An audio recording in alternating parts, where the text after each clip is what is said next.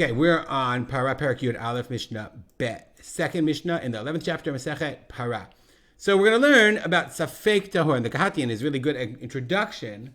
Says that there are three kind of Safek Tahor. If you have something that was Tahor and it might have become Tameh, it's called Safek Tahor. Maybe it's a doubtful whether it's Tahor. And we learned that in Safek Tahor the Truma, we didn't learn it yet. We're going to learn in the next Masechet Tarot. Yeah, it's coming up. That there are three kinds of tahor. There's of sfekot. One safek is called talui. Talui means if you have like something that's truma and it might have become tameh, so you can't eat it because it might have become tameh, but you can't get rid of it because it's still edible. You're not allowed to destroy good truma. That's called talui, hanging. Leave it hanging. Okay. Some are called, and then there's tahor, and then there's whatever you have to throw away, nishpach. You have to get rid of it. You have to burn it, nisraf. So the Mishnah says the following, and we're going to learn when we get to next Masechta, we'll learn about what those Sfek Tahorot are, what causes in each different situation. So says the Mishnah, Kol Safek Tahor Truma. If you have a situation, okay, where that would cause the situation of Safek Tahor in Truma, meaning Kol Safek, any case of doubt. She'im no ladoto Safek b'Truma. If the same doubt was caused in the case of Truma, HaTruma Tahora, then the Truma would be Tahor. Im no lad ki yotzeba b'chatat. The same situation happened in the case of the water of the chatat. Tahor is also tahor. So that's what the Mishnah says. Kol safek tahor l'truma. If it's a case of safek tahor for truma, tahor l'chatat, then it would also be tahor for chatat.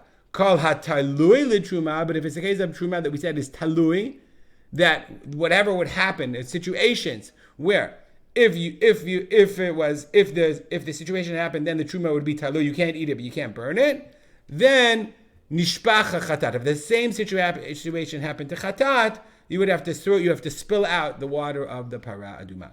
Imasu agabab taharod. Now, if you didn't throw away the parah aduma water in that case, and then used it to spritz the guy, and he then went and cooked, he baked rolls with truma flour.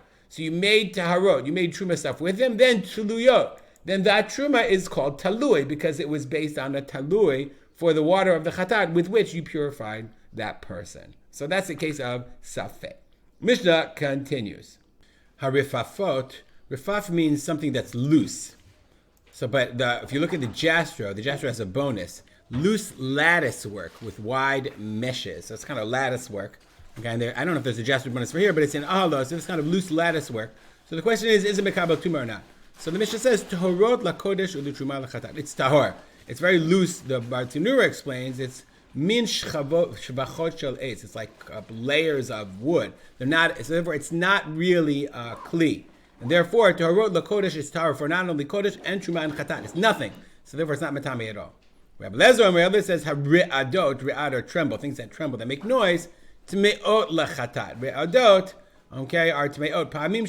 They're I guess kind of lattice work that people would use sometimes. Lashevet yoshev alehem ru'ili tamei moshav, and therefore they can be metamei moshav according to Rabbi Eliezer. But it's just wood that wasn't a kli. It was kind of like they used it together.